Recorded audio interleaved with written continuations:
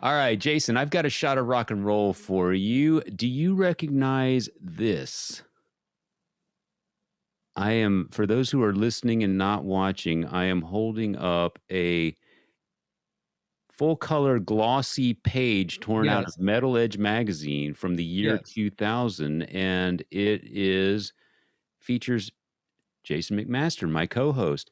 And the reason I bring this up is because that was also my very first feature for Metal Edge magazine. That opened the door for me to write for Metal Edge magazine for, I don't know, 3 or 4 or 5 years, something like that. And Awesome. I remember trying to get into the magazine. I wanted to be part of the magazine, and you and I were buddies here in Austin. And I thought to myself, I've got access to Jason McMaster, who is somebody that the Metal Edge audience would be interested in knowing about and learning about. And at In the the time, year 2000. yeah, in the year 2000, because you were kind of, Dangerous Toys was kind of done at that time, and you had a lot of projects going on, and this was one. So I pitched it to the editor of Metal Edge at the time, Paul Gargano, and he said, "Yeah, if you know Jason and you can get an interview, we'd love to know what he's up to." So that photo or that page out of that magazine kind of covered your life at that time. It talked about Dangerous Toys. It talked about Broken Teeth was a brand new band, basically a year old at that time. Yeah. It also covers Sick, and I forgot about until I reread the article, Glamour Puss. And so Yeah. yeah, so it's basically a recap of Jason McMaster circa 2000, and it was my foot in the door at Metal Edge magazine, so we were kinda helping each other out in some strange way, I guess. Yeah, that's awesome that it was just you, like, cold calling or what have you, and them letting you run with it, um, and it gave me a chance to sort of spill the beans as to where I was. In 2000, I was right in the middle of Godzilla Motor Company, Right. I failed to mention that, correct. and that's in that article. Yes, it is. That photo is from, I think, a Godzilla Motor Company show. Do you know who took it? I don't. It's your buddy Johnny Medina. Johnny Medina took that. That's Excellent. right, yeah, yeah, Well, there was a lot going on. Uh, I had fairly recently left the Union Underground. I had recently left Terminal 46. I believe Sick might have still been playing. Glamour Puss was a thing that Philip from the Sons of Hercules contacted me about. And eventually, Dave Derrick from Pariah joined in on guitar and backing vocals. He may have sang some lead too. I don't recall. But Glamour Puss was a 70s shock rock, if you will, glam rock presentation. yeah, yeah, We did Bowie and Cheap Trick and Kiss and New York Dolls and The Sweet and yeah, Slade, and it was incredible. yeah, And we were busy there for a hot minute, and there was some lineup changes, and then it just kind of spun out. And I started to get busy with Broken Teeth, yeah, and Godzilla Motor Company obviously lasted a 2.5 or so more years because the newly released uh, Godzilla Motor Company record that just came out.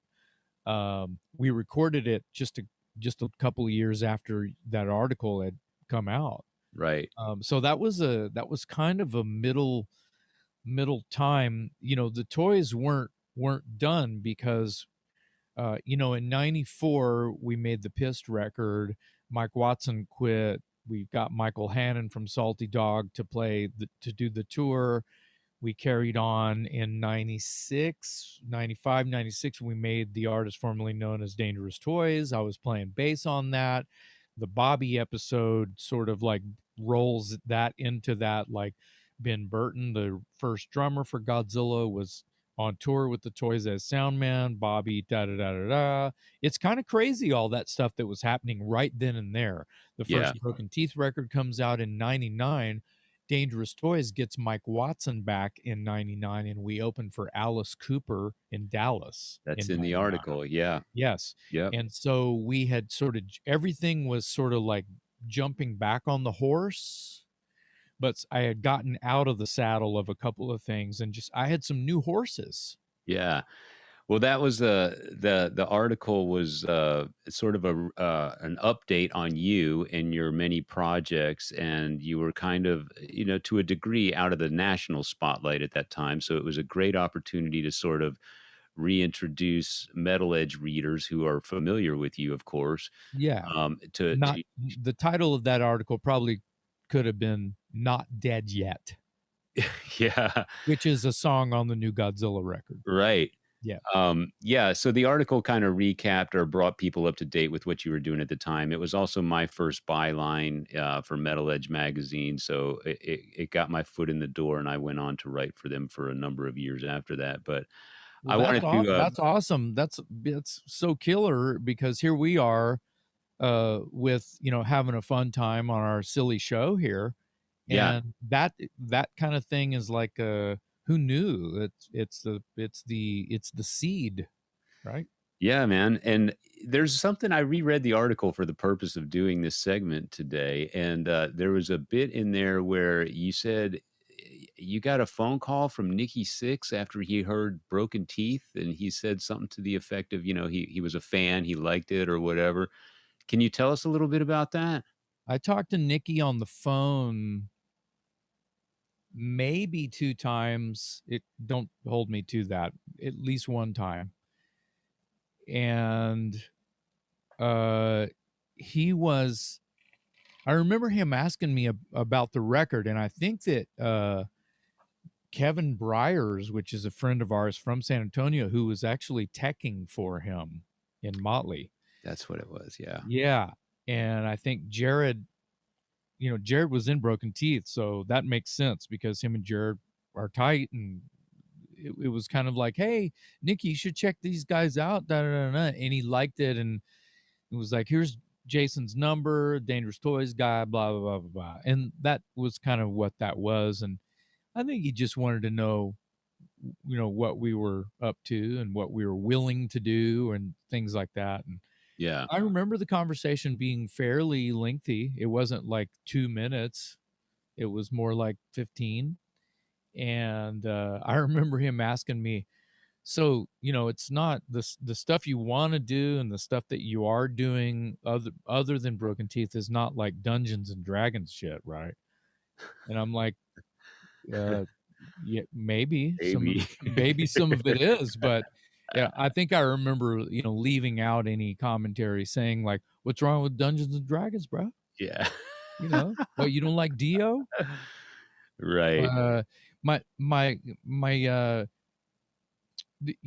long story short, he ended up coming to see us at a South by, Oh, like the right. March after that conversation, Yeah, South and by we were at Southwest. Lucy's Retired Surfers Bar playing a Yeah. set during the day, and there was only like, God, it was early, but afternoon, and like, it's so busy on 6th Street, and Yeah. Lucy's was on 6th Street, and it's mayhem going on out there.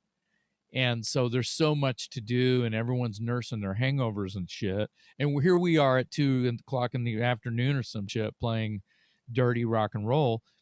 And Nicky has a couple of people with him, and he walks into the bar, and then like the 5 to 7 people watching us just say, "Fuck this! I'm following Nicky Sixx back to the back." And he walks back by the stage and with his arms held up going, and I just kind of like winked at him and said, "Hey dude."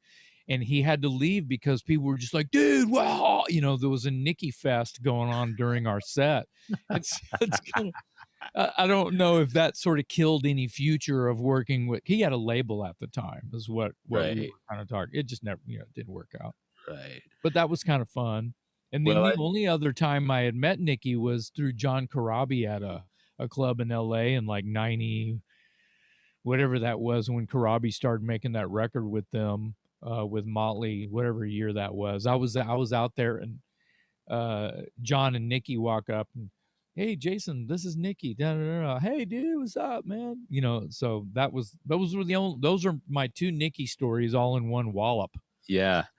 Well, I just wanted to bring that up and share that with our viewers and our listeners, and sort of reintroduce you to it, because we've been Yeah. friends for a long time, but that stands out to me as sort of a notable piece of my journalism, because it links, it Well, brought me into Metal Edge, and it was an opportunity to promote you and bring you back into the spotlight a little yeah. bit after you'd been away No, for a when while. you kind of think about what, shot of rock and roll, just for people, it can be anything. It can be a story, it can be, hey, look, I got this hat at a garage sale. It can be fucking anything.